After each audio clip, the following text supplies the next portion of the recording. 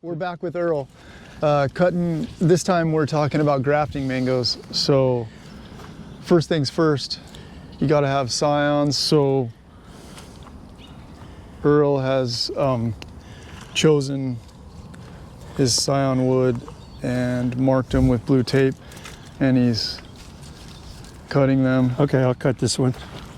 This one's decent. I'm trying to get different sizes here, you know, so I can have different options.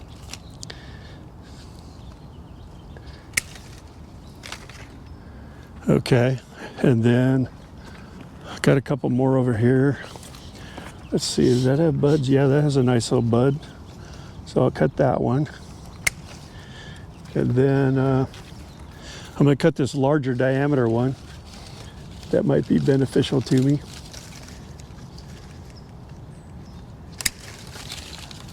Okay. All right, let's look at these and tell me why you chose these. Well, I chose this because it's a larger diameter, so I can maybe graft it on something that's a similar size. And it has very nice buds on it. See these buds right here? I can take this little piece of blue tape off. And so that's one. Once again, don't have very much Scion wood here because there's so much fruit on this tree. It doesn't have a lot of vegetative growth. Yeah. But then once again, this is decent. It's got some buds that are swelling. It's fairly straight. I don't want to get something that's really, really crooked. So once again, I'm just trying to find what I can that has about the similar size. And then here's another one that's a little thinner. I could use that on something. Now, one thing we haven't talked about is you really have to cut these leaves off. Okay. Because they're going to transpire water. Just go around, cut the leaves off without damaging the buds. Because there are little, what they call axillary buds between the leaf stem and the plant stem, right? Right, and we don't want to cut into this. Because you might need those to grow. Right, so do this one as well.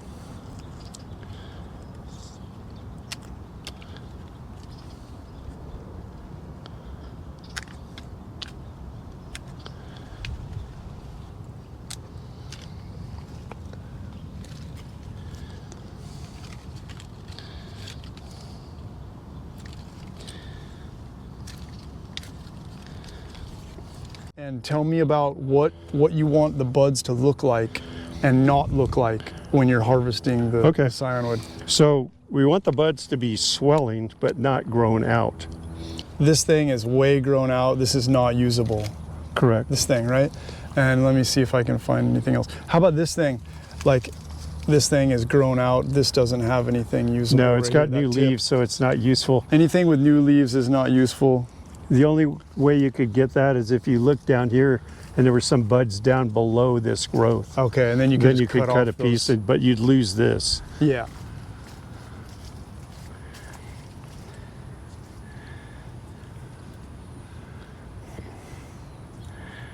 Okay, we'll try this. Are you looking for a diameter match because you're going to do a splice or maybe a whip or something? Or? Yeah, maybe a cleft graft or something. Okay. So this is the budding tape or parafilm. So you just wrap this around here to protect it from drying out.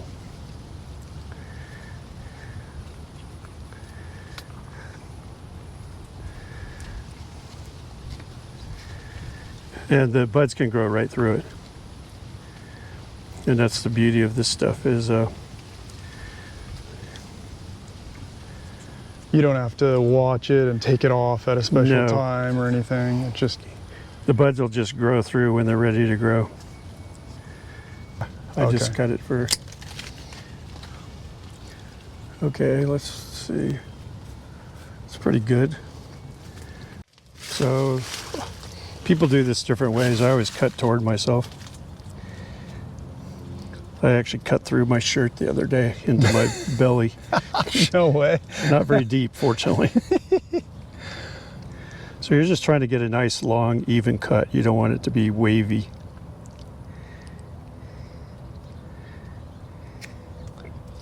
I'm going to try and do a cleft graft on this one.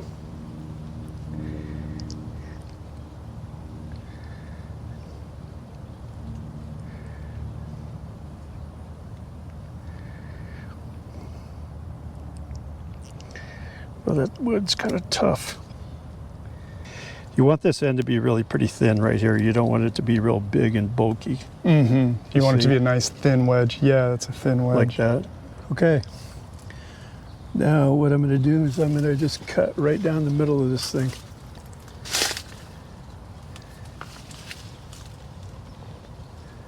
And I just rock this a little bit so it's...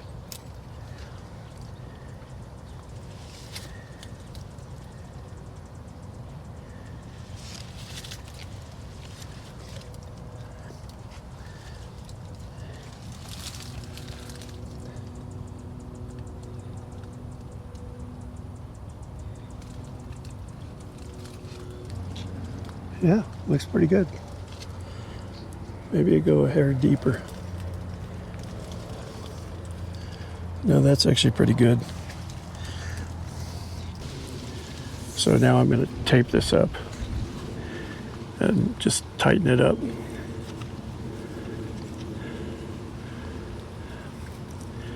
Check my alignment.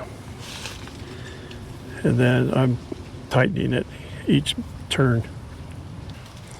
It's nice and cool here anyway. Yeah, it feels good. We're not out in the sun. Yeah, we're under a Fuerte avocado tree. So best kind of shade. Each turning, I'm just like putting a little pressure. Let's see. I'm a little bit out of alignment.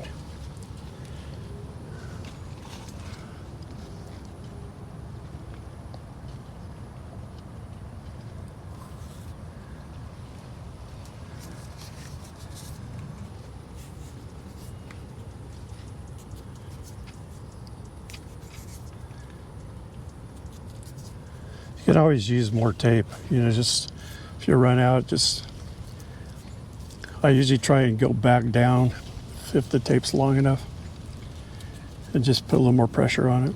This is a test of your manual dexterity.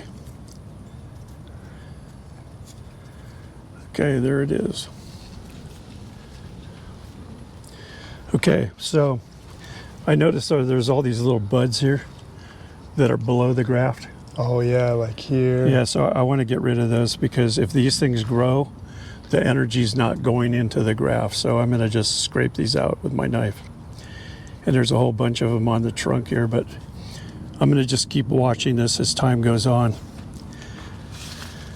And anything that tries to grow below the graft, I'm going to scrape out. This is what Paul Thompson told me a long time ago.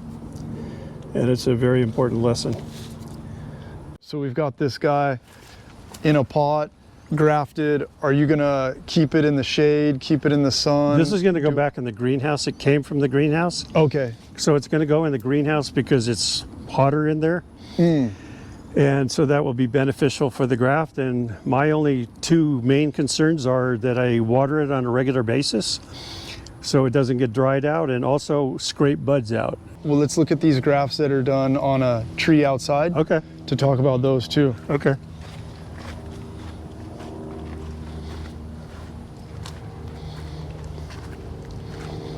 Yeah, so you did a bunch on these, and I'm just gonna ask the same kind of question. You haven't done any kind of protection like shading or anything else for these grafts, but no. A thing to keep in mind is that you're pretty close to the ocean. You're not, right. You're not, you don't get 100 degrees here, so right. Maybe that matters. It's been maybe 75 or low 70s recently. We really haven't even hit 80s yet. And so it's not that hot right now. And well, let's look at this one. This is already taken. This is already taken. This was a sweet tart. A splice. I don't know if you can see. I'll show you. That's a whip graft. Whip graft, yeah. Yeah. And then 2 long cuts where you match it up. And then it's pushing out really well. Yeah, it has a nice growth cycle. Put some leaves out. It looks pretty good. Okay, here's another on our way into the greenhouse. Here's another one, a graft. that. Yeah, that's a peach cobbler graft. All right, and it's side pushing out veneer really graft. well. Yeah, it's coming out really nicely. Okay, so that's a side veneer graft, a different type of graft. Yeah. Maybe why would you do that rather than a whip or a cleft graft? So the rootstock is much larger diameter, and this is the Scion smaller, so I can't really match up stuff with a cleft graft or a whip graft. So the side veneer is a good way to go when you have a different size, rootstock. And the same with this one here. This one hasn't taken yet, but that's cack. And it's still green, so giving it a chance, but All right. Let's see what we got in here. that's Seacrest, and it looks to me like it's gonna grow. It's pushing right here. It's not just pushing tip growth, it's got a couple other buds on there. Okay, So- yeah, and that's another So side I'm pretty veneer. confident that's gonna grow. And then once it really comes out with leaves, I'll cut more of the original off closer to this point right here. So when you first did the graft, did you cut it off somewhere around No, here? originally it had a taller trunk and it had leaves up here. Okay. When you did the graft. Right. And you left that stuff temporarily? I just cut this, yeah. But I cut this off so it couldn't grow buds up here and take energy away from the graft. Yeah, I see. And so this one is a different type of graft. What is this? This is a cleft graft. Okay. Oh, yeah. See, it's a cleft graft. And it's pushing really well. Yeah, it's done well. This is a second growth cycle. Okay. So this is Kensington. Oh, and see, this has, no, that's not a bud. Thought it was a bud. Nope. This one's also, this is a whip graft. No, I think this is a cleft graft. Or is it? Oh, no, it's a whip graft. This one's growing really well. This is a whip graft. Yeah. This is the Venus variety. And it's doing really well. I just transplanted it into a different container so it has more room for the roots to grow. Here's another, this looks like a cleft, maybe? That's a cleft graft, yeah. And it's growing really well. Yeah, that's Peggy Winters. And what is this one? This is a cleft graft as well. Yeah. And that's Kensington. Pride. Okay, Pride. okay. Here's another cleft. Yeah, that's Maha Chinook. Maha Chinook, growing well. Yeah, and then here's another one. That's That's a side veneer here. And that's Sweet Tart. All right. Sweet Tart.